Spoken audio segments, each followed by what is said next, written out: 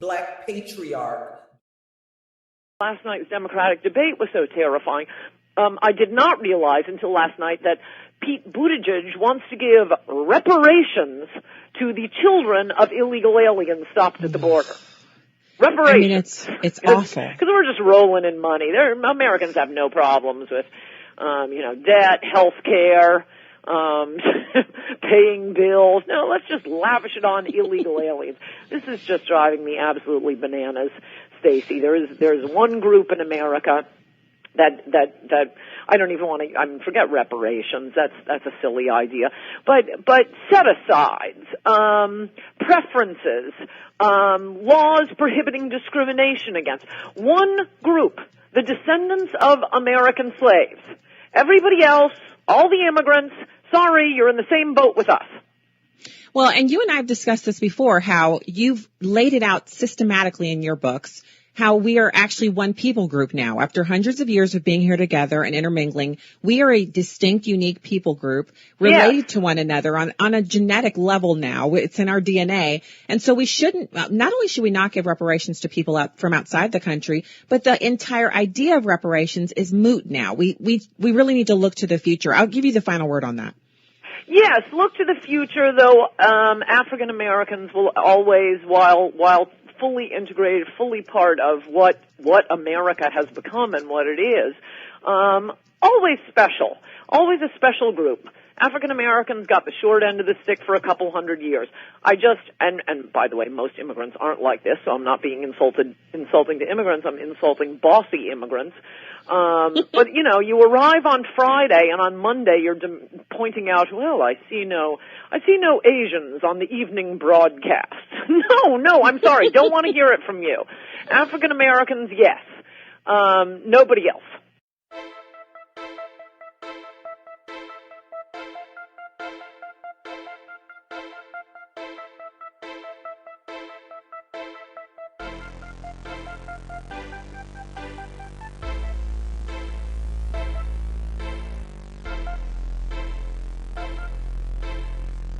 Up first tonight, the results of CNN's final national poll before the election. And it can't get any tighter than this. Look at this, a 49 to 49% tie.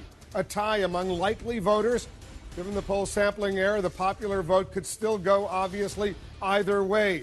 96% of those surveyed say their minds are made up. But even now, 4% of likely voters out there say they could still change their minds. Both sides here, both candidates and both of their huge blocks of supporters are convinced that their guy is going to win. So somebody is going to be badly disappointed. Yeah, there's two candidates, two campaigns, and two huge aspects of the country that absolutely believe that their candidate's going to win. And we have not really faced an election like that in a long time. And so on election night, somebody is going to be gravely, gravely disappointed and shocked at the result.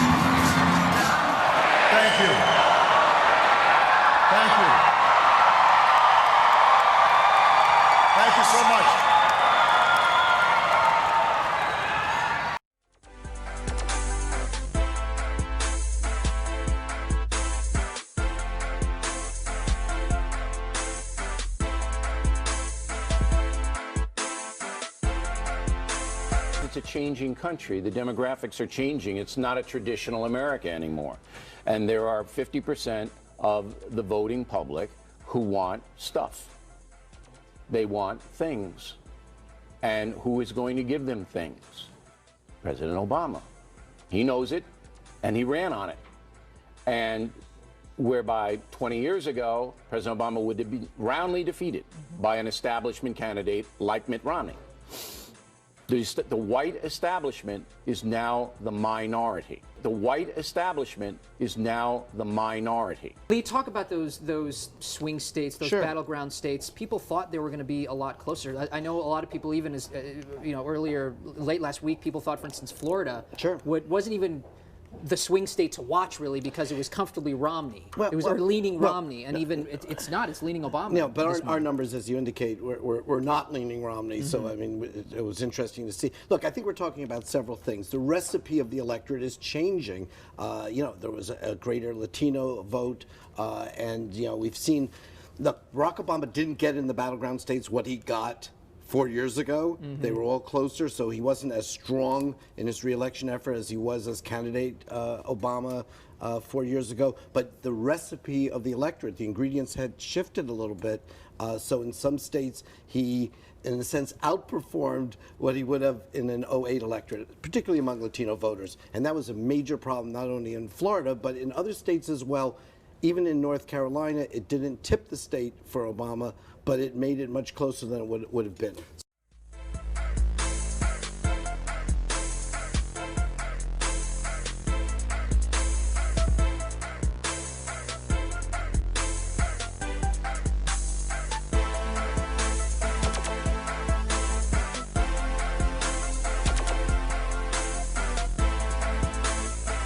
Barack Obama won re-election in 2012 despite losing the white vote by 20 points to Mitt Romney.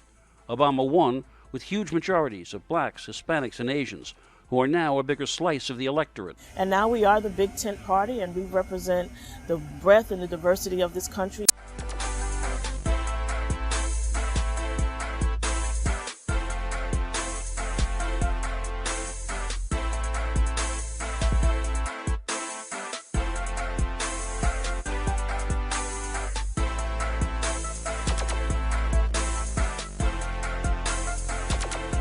I want to ask particularly about Republicans and what they need to do. A lot of people saying there's some soul searching. It's going to be hard for they need to figure out how to be relevant again.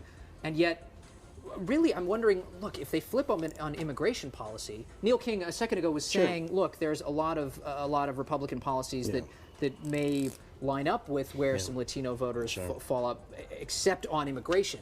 Is that simply what Republicans need to do in order to? Well, I think there's some healing that has to go on, but traction? Clearly the whole immigration issue is very important, and we talk about the demographic change as well. Places like Georgia, Texas, and Arizona are changing demographically as well, and if the Republican brand doesn't shift a little bit and they don't repair that damage, they may be looking at bigger problems down the road. Maybe that starts to turn things around. Maybe the Republican Party, particularly on immigration, I think there's Jeb Bush and others are very, very eager to say we can't systematically exclude young people, Latinos, women. It's just too big a group to say they're not on the table. Mitt Romney couldn't expand the battlefield for weeks and weeks and weeks. Everyone was saying it's too narrow a path to 270. There's no room for error. And now that's exactly what we saw.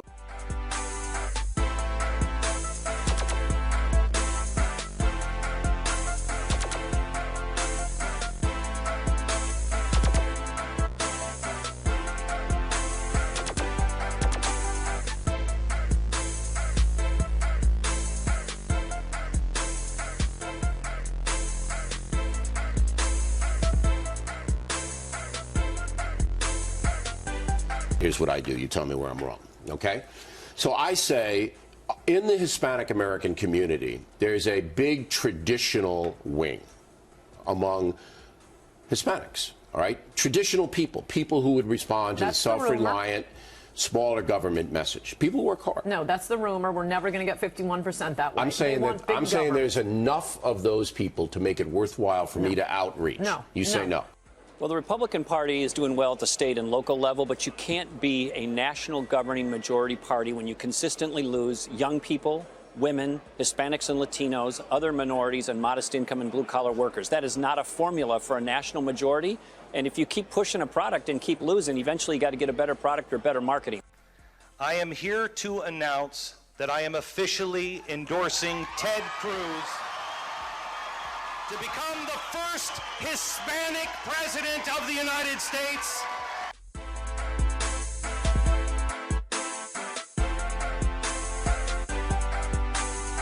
Rand Paul was in Detroit this weekend for a special mission for the GOP. What happened next might surprise you. This weekend, Paul was back at it in Detroit. And by the looks of things, Paul actually seems to have learned a lesson or two. Instead of lecturing or condescending to his audience, Paul simply focused on areas of shared concern. Disproportionately, we're incarcerating blacks. Rand Paul might turn out to be the best hope the GOP has. Looking at his history, that is really saying something. I came to Howard today not to preach or prescribe to you some special formula for you, but to say that I want a government that leaves you alone. The Republican promise is for policies that create economic growth. We believe lower taxes, less regulation, balanced budgets, a solvent Social Security, a solvent Medicare will all stimulate growth. I would argue that the objective evidence shows that big government is not a friend to African Americans. Too often, we Republicans, me included, have emphasized our message on the 10th Amendment, but not our message on the 14th. For too long, we Republicans have been content to lose the black vote because we found we didn't need it to win. But when we gave up trying to win the support of African Americans, we lost our moral legitimacy as the party of Lincoln. We're not going to solve these problems by scapegoating people, by talking about African Americans and alienating all of those people. And I'm repelled by the idea that we're going to become a narrow, small Republican Party that only deals with angry white men. There are other things that we can do and other people that we can make common ground with, but not if we're trying to scapegoat people and condemn all people based on their religion or their race or their ethnicity. The chairman of the Republican National Committee was in Daytona Beach today for the 4th annual Black Republican Trailblazers Awards Luncheon. Republican National Committee Chairman Reince Priebus admits the party has struggled to appeal to minorities like many at today's luncheon because he says the party previously just didn't reach out. You do it by being in the community on a year-round basis, improve our standing in black communities across this country by actually being in the community with people from the community, making the case for the party.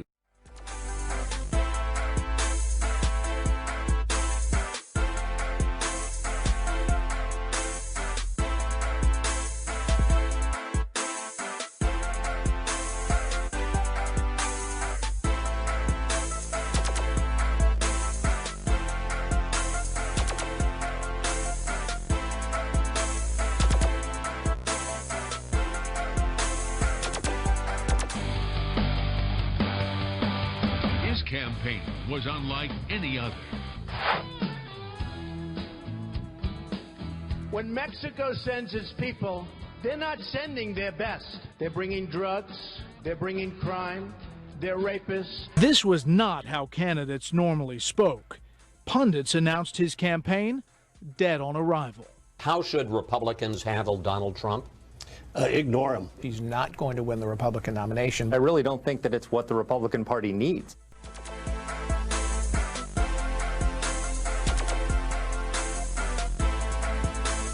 My wife is a Mexican American. She's an American by choice. She loves this country as much as anybody in this room. And she wants a secure border, but she wants to embrace the traditional American values that make us special and make us unique. We're at a crossroads right now. Are we going to take the Reagan approach, the hopeful, optimistic approach, the approach that says that you come to our country legally, you pursue your dreams with a vengeance, you create opportunities for all of us, or the Donald Trump approach? The approach that says that everything is bad, that everything is coming to an end. Mr. Trump. I'm Jeb on the Reagan said side of this. That they come into our country as an act of love. With all of the problems that we have in so many instances, we have wonderful people coming in. But with all of the problems, this is not an act of love.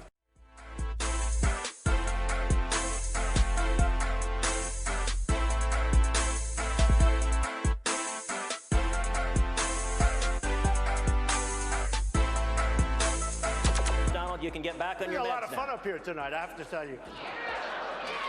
Thank you for the book. Donald, relax. Go ahead, I'm relaxed.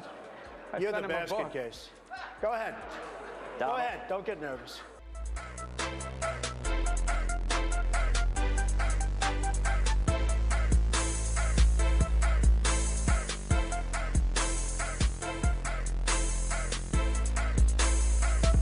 There is a photograph in the book of you and the 1964 Republican presidential nominee, Barry Goldwater.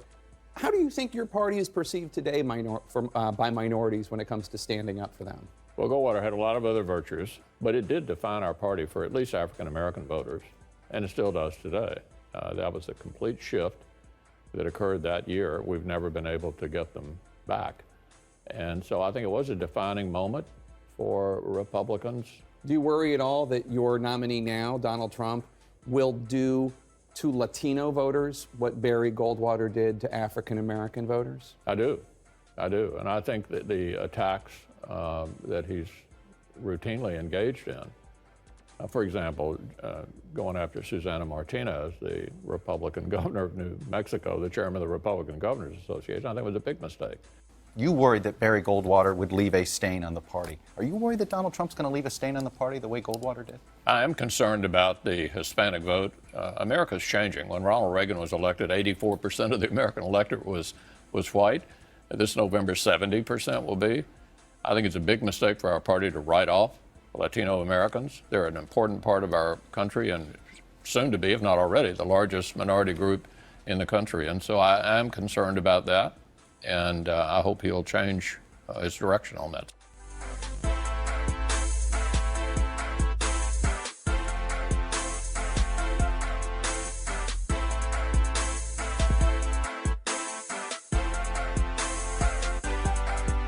With about 1 month to go before Election Day, Trump looked like he was in deep trouble.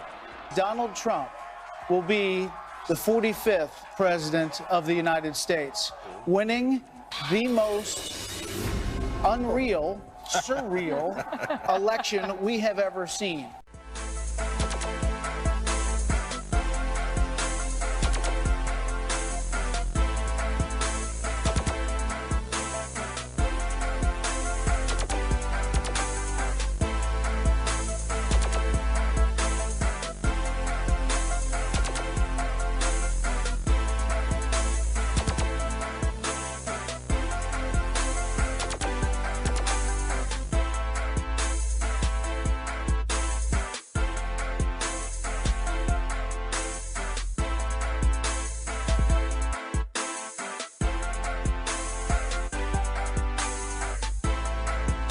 Clinton was the first Democrat since Jimmy Carter to become president. He united Democrats across the country with his centrist or third way views. Clinton became the poster boy for a new group of Democrats that became known as the New Democrats. You know, kind of like the New Kids on the Block, who appealed a lot to people who had moderate views. Bill Clinton's campaign was based on the idea that voters did not trust the Democrats with their safety or their money.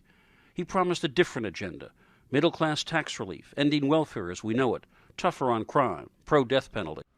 Bill Galston was a key architect of that agenda. The move towards fiscal restraint and a balanced budget, which yielded 4 years of surpluses, a focus on education reform, not just education investment, welfare reform, the trade agenda, which included not just NAFTA, but also the WTO.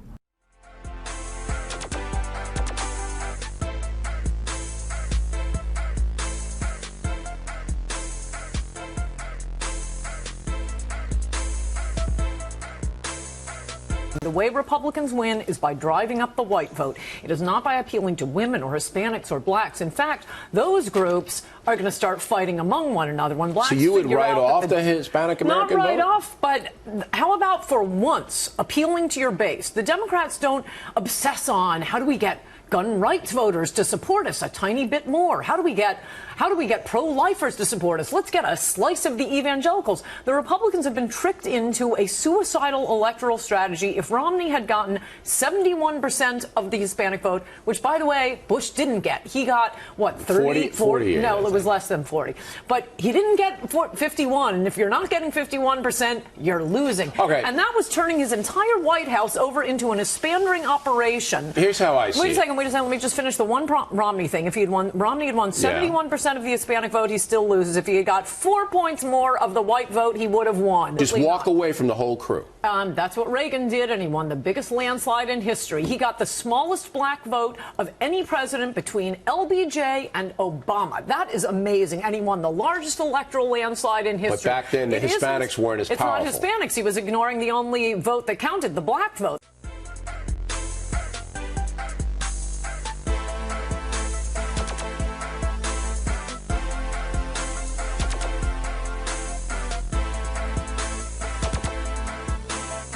Texas will be a Democrat state within 10 years if you don't change. That means we evolve. Doesn't mean we give up on what we believe in, but it means we have to be a more welcoming party. We have to welcome people of all races. We need to welcome people of all classes, business class, working class. We need to have people with ties and without ties, with tattoos and without tattoos, with earrings, without earrings. We need a more diverse culture. We need a more diverse party. We need a party that looks like America.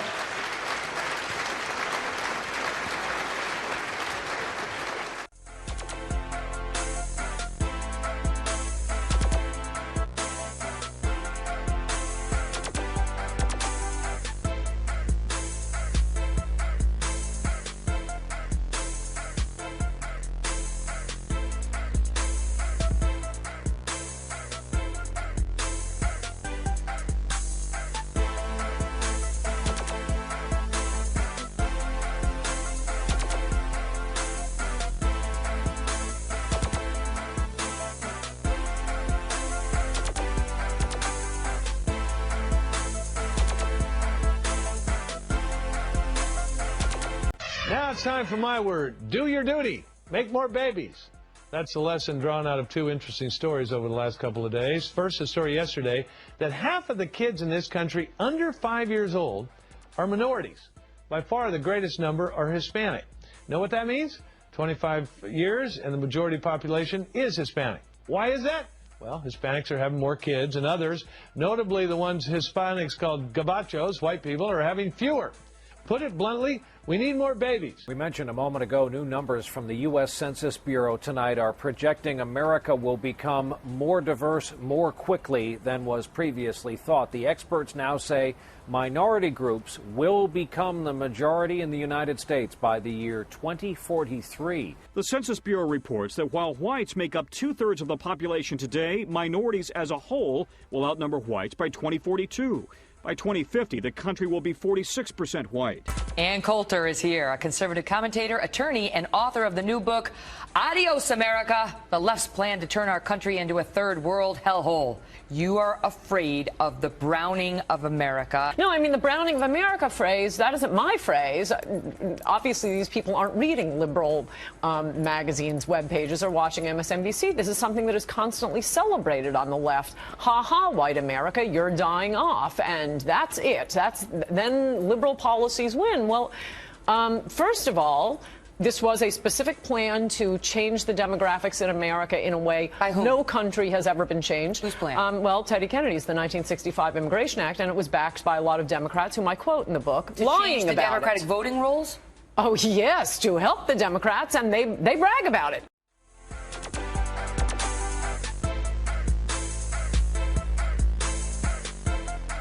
20 minutes before the El Paso killing spree, the accused shooter announced his grim intentions on social media. Patrick Crusius posted a 4-page anti-immigrant manifesto on the controversial message board 8chan. I have to do this before I lose my nerve, he wrote. There is a manifesto floating around that it actually does seem legit. He seems to have some sort of issue with Latino, Hispanic people, and issues with both parties.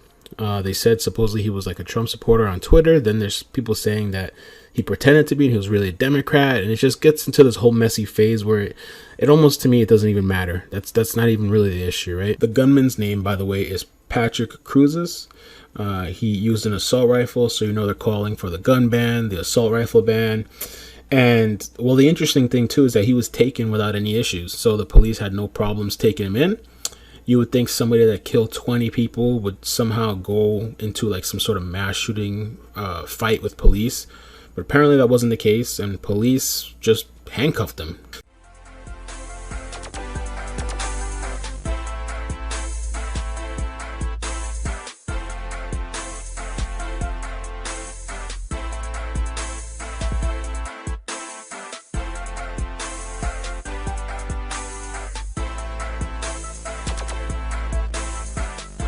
I wrote an op-ed, as some of you may have seen, saying I believe the party in California right now is virtually dead. And that's not easy for me to say as somebody who's spent my entire adult life in Republican politics. But the fact of the matter is, in the California State Assembly, we have fewer Republicans serving today than we've had since the 1800s. We are not in a good place as a party. I mentioned the Stegner quote earlier, California is America, only more so. I like to say California is America, only faster. So the same type of demographic changes that have occurred here are now occurring in many other parts of the country. But the lesson for the National Republican Party should be a very stark one. The question is whether you're going to change with it. Kaylee, thank you for joining us. Let's talk about California, first of all. It's an incredible state. I mean, it's hard to imagine this is the state that Ronald Reagan came from, because right now, out of the 54 congressional seats, only 14 are held by the Republicans, 39 are held by Democrats, and they want to increase their lead. I mean, they want to go bring the Republicans down to zero. Joining us now, California Assemblyman Rocky Chavez. He's running for Congress, and you were with Arnold Schwarzenegger yesterday when he was making that speech. Now, do you approve? Do you approve of what he's saying? Do you want to reform the California GOP in the way that he wants to? Well, thanks, Stuart, for letting me be here. What I do want to do is make the California Republican Party more relevant. Right now, only 26% of the voters in California even think about being a Republican. So obviously, we have to become relevant within the state.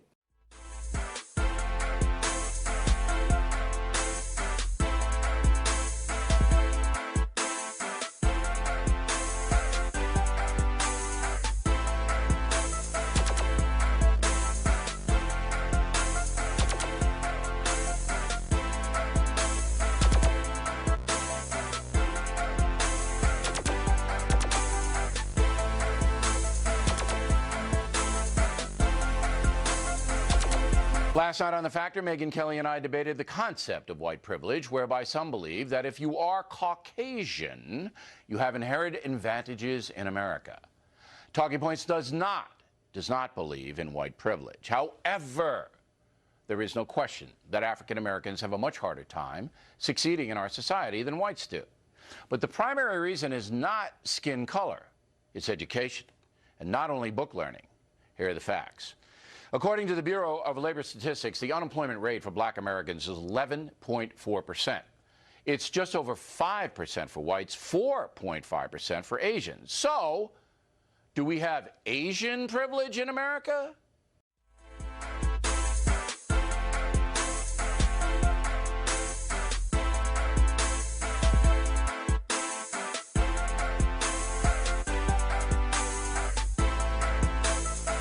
Well, President Trump traveled to India last week to meet with that country's Prime Minister Modi. One of the central issues at their meeting was the H-1B visa program. That program doles out roughly 85,000 visas a year to foreigners so they can move to this country and take American jobs. Not exaggerating, that's what it does. The vast majority of these visas are given to people from India. As a candidate in 2016, Donald Trump called for ending this program entirely, but as president, that hasn't happened, though the Trump administration has made the visas slightly harder to get. So why is the program still around? Why is it so durable? Well, that's an easy question to answer. It's a favorite of tech companies, which claim they simply can't find any Americans skilled enough or smart enough to do tech work. That's a lie, a provable lie. Companies routinely use H-1Bs as a means to fire their existing American workers and replace them with lower-paid foreigners.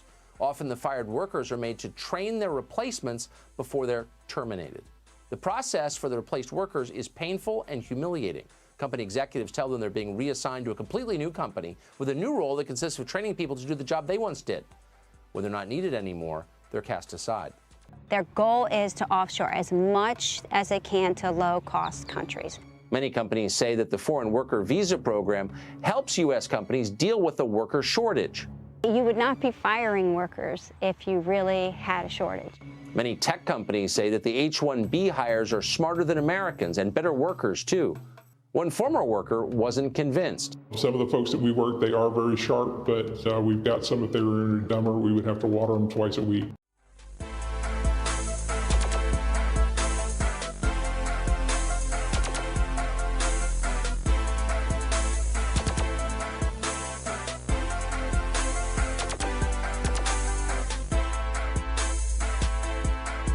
Chinese spy hub in New York City. Secretary of State Mike Pompeo saying that the Chinese consulate earlier this week, after an NYPD officer was put in federal custody for allegedly acting as an agent for the Chinese Communist Party, that there is a major spy ring in New York at the Chinese consulate in New York City. 33-year-old officer Ang Wang was accused by prosecutors of providing intelligence on Tibetans living in New York City in exchange for money for at least 2 years and proving consulate officials access to NYPD officials and events. Well, Marie, obviously it's a betrayal of trust at the highest level. It's against everything that, the men and women of this police department and this great city stand for. I think it should be a wake-up call, really, for people across the city and, that this could happen.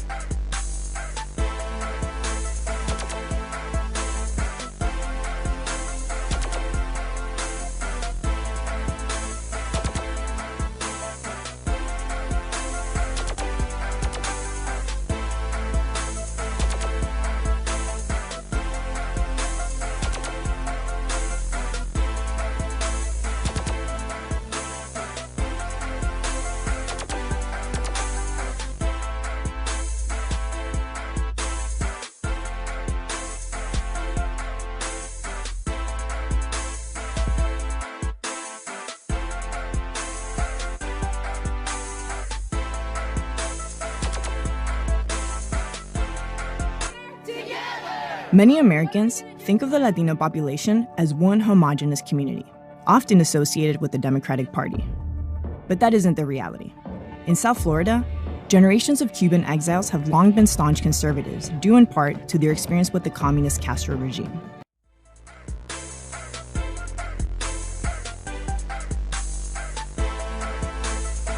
We did a poll just recently in California. So this poll took a very careful look at each of these communities and tried to understand why Sanders has been doing so much better. Sanders does really well with younger Latinos, not quite as well with older Latinos, because the Latino population tends to be young. His support among younger Latinos becomes very important. Entrance polls showed Senator Sanders picking up the most votes across many demographic categories, in particular among Latinx voters, where he received over half the vote.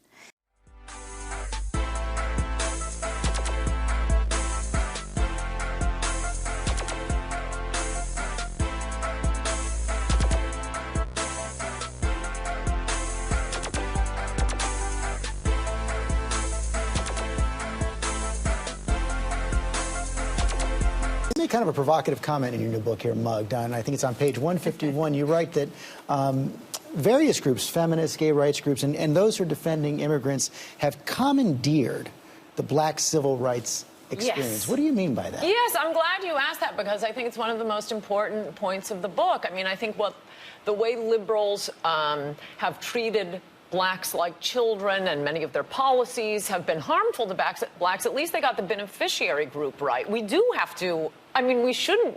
There is the legacy of slavery and Jim Crow laws. We don't owe the homeless. We don't owe feminists. We don't owe women who are desirous of having abortions, but that's, or gays who want to get married to one another. That's what civil rights has become for much of the left. They dropped the blacks after 5 minutes. Immigrant rights are not civil rights?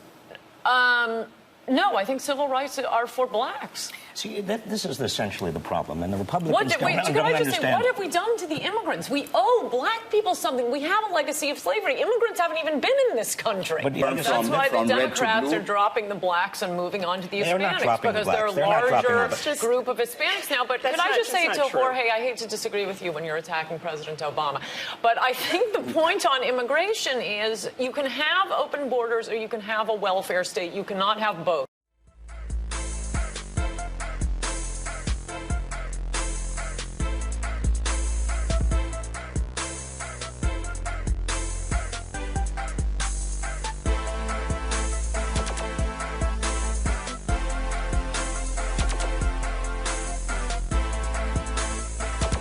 No, it's ordinary Americans who are paying the costs, and most of all, I would add here, are African Americans. I mean, has anybody in the media checked with, or as I've recently been instructed to stop saying African Americans, American blacks? Because that is what I mean. I'm not talking about a guy whose father is a Kenyan. American blacks. They're the ones who are coming up the socioeconomic ladder, who are just getting a foothold, who, most of all, whose jobs are just being wiped out. Have you seen the black teenage unemployment rate? Well, we have an obligation to our fellow Americans. The Democrats have a very embarrassing history on race relations in this country, which is why they lie about it and attribute all their sins to Republicans. They never took civil rights for black people seriously. We don't owe anybody else. So immediately after the Civil Rights Bill passes, suddenly they're tacking all these other groups on. Oh, it's about women and immigrants and gays. This country was bad. Gave black people the short end of the stick for a couple hundred years. But that doesn't mean, somebody who showed up on Friday gets to demand special treatment on Monday. Least of all, women. For about 200 years, African Americans got the short end of the stick. There was slavery, there was Jim Crow, and then we had the civil rights laws saying, okay, that's it. We owe them. We're going to spend it all on them. There is this one group we actually owe something to. After, the 100 years of Jim Crow laws enforced by the Democrats and slavery enforced by the Democrats, civil rights were for African Americans, people who had been enslaved, people who had been subjected to Jim Crow laws. So Democrats realized things weren't going their way. They'd pretend to be for black civil rights.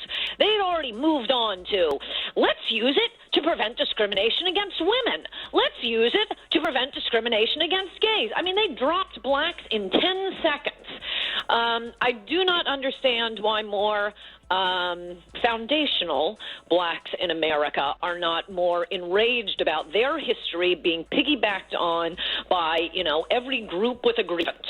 At least let's get clear what is the one group in America we owe special solicitude to, and that is African Americans, the descendants of American slaves. As I'm always pointing out, no, we have, every special interest identity group jumping on the black bandwagon, from, gays, transgenders, immigrants. What have we done to immigrants? You just got here. Yeah. with African Americans, it's the legacy of slavery, the legacy of Jim Crow, both Democratic policies, I might add.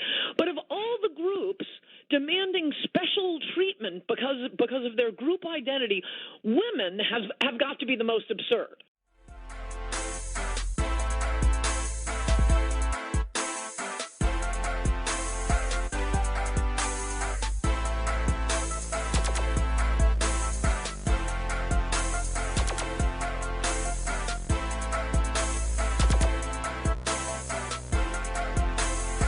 Last night's Democratic debate was so terrifying.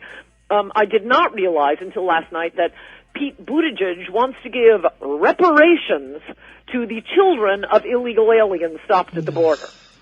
Reparations. I mean, it's awful. Because we're just rolling in money. Americans have no problems with, debt, health care, paying bills. No, let's just lavish it on illegal aliens. This is just driving me absolutely bananas, Stacey. There's one group in America that I don't even want to. Forget reparations. That's a silly idea. But set-asides, preferences, laws prohibiting discrimination against one group, the descendants of American slaves. Everybody else, all the immigrants, sorry, you're in the same boat with us. We really need to look to the future. I'll give you the final word on that. Yes, look to the future, though. African Americans will always, while fully integrated, fully part of what America has become and what it is, always special, always a special group. African Americans got the short end of the stick for a couple hundred years. And by the way, most immigrants aren't like this, so I'm not being insulting to immigrants. I'm insulting bossy immigrants. But you arrive on Friday, and on Monday you're pointing out, well, I see no Asians on the evening broadcast. No, I'm sorry, don't want to hear it from you. African Americans, yes. Nobody else.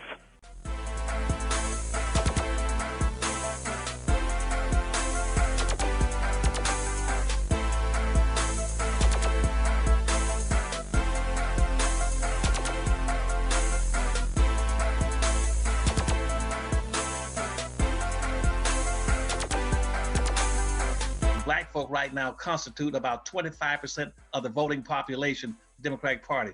And again, if black folk had practiced Powernomics as an example, they could have taken that 25% voting strength they had and hooked up with Donald Trump. And I'm not advocating blacks become conservatives or even associated with Donald Trump. I'm just use this as an example. Donald Trump has about a 25 to 30% population base. If he had hooked up with the black and say, we're gonna do something strictly for blacks as an example, that would give you 55% of the voting power in this country. They could have taken over the White House. The rednecks and black folk could only control the damn country politically if they'd have hooked up with black folk. Black folk are a sleeping giant. They are a sleeping giant. And all this stuff is in my books, and the Power of the book says, play the game to win. You're 25% of the population. Instead of being with the Democrats and getting nothing, go over to the rednecks and hook up with them. They're 25, 30% of the population. Y'all vote as a block. They vote as a redneck box, you vote as a black box, and guess what? You now got the White House.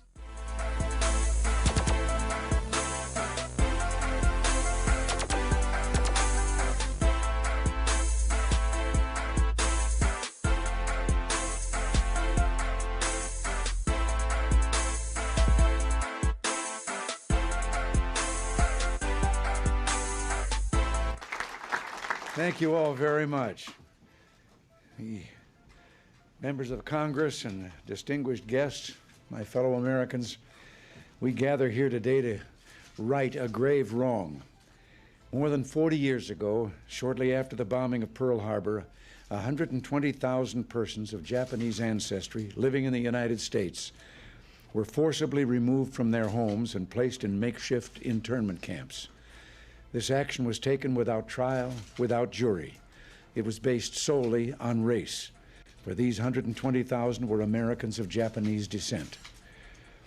Yes, the nation was then at war, struggling for its survival, and it's not for us today to pass judgment upon those who may have made mistakes while engaged in that great struggle. Yet we must recognize that the internment of Japanese Americans was just that, a mistake. The legislation that I am about to sign provides for a restitution payment to each of the 60,000 survivors, surviving Japanese Americans, of the 120,000 who were relocated or detained. Yet no payment can make up for those lost years. Thank you and God bless you, and now let me sign H.R. 442, so fittingly named in honor of the 442nd.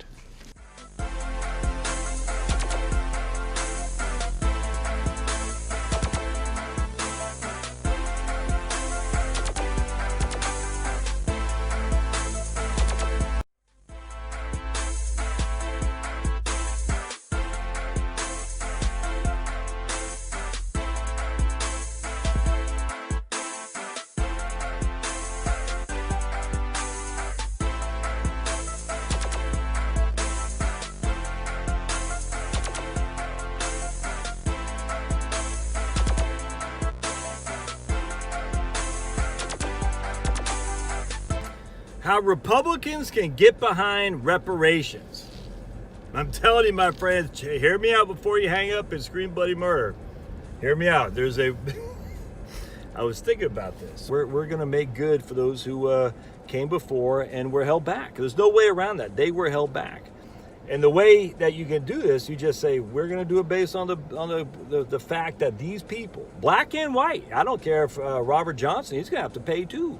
You're successful, you're going to have to pay up. It's just a one-time shot in the arm to people who've been held back because of nothing more than their skin color. Again, it's got to be generational. You got to be born in America. You probably have to say black on your parents' birth certificate. If they don't have a birth certificate, at some point someone's going to have to judge if they're black. It's no different than like an Indian tribe when that. But that's how you do it. And the Republicans can win because you'll quickly see how fast these endowments change their stripes. Like, man, the Republicans are coming out with pitchforks now. We better start giving some money and some cred to the Republicans because we've been abusing them for years. I would say this, Dr. Anderson also anchors the progression of laws in this country that support why reparations is absolutely something that we should be discussing it's not about giving money to an individual. It's about that I don't support at all. It's like giving $1,200 in the stimulus package. It's about building the power base so they can write their own checks to themselves, so that they have a voice at the table, not based out of sympathy. They're not coming to us because we're sympathetic to them. They'd be coming to us as equals, as strong, powerful equals. You know, one of the reasons anybody even listens to Kanye West is he's worth $1 billion. But not everybody can be an entertainer selling tennis shoes. You just can't do it. But there are industries that are traditionally and long term the source of economic security, economic power. They have to do with manufacturing jobs, with jobs in natural resources, oil and gas. You know, one of the things I most love about Donald Trump is his focus on bringing manufacturing back to the United States. It brings those jobs back to us. I want to pick up where Yamisha's report left off and get your take on it, because, David, you have written about this. You've had your own evolution when it comes to your views on reparations. On reparations, I support them, but not for the reasons Joe Biden says. It's not an act of guilt. It's not an act of we did something wrong. It's a show of respect. It's a show of respect for the injustices that minorities, members of the African American community have suffered in our society for hundreds of years, not just slavery, but redlining and all the way up to the present. So we show respect, and we do it as an act of regard and as an act of resetting. And I've just come to the conclusion, I changed my mind about it because the practicalities of doing it are really hard. But I changed my mind about it because it just feels like we're in a make or break moment on race. The election of Trump, the atmosphere this has created a movement where aggressive gestures have to be taken to show that we're all part of the same country. Black patriarch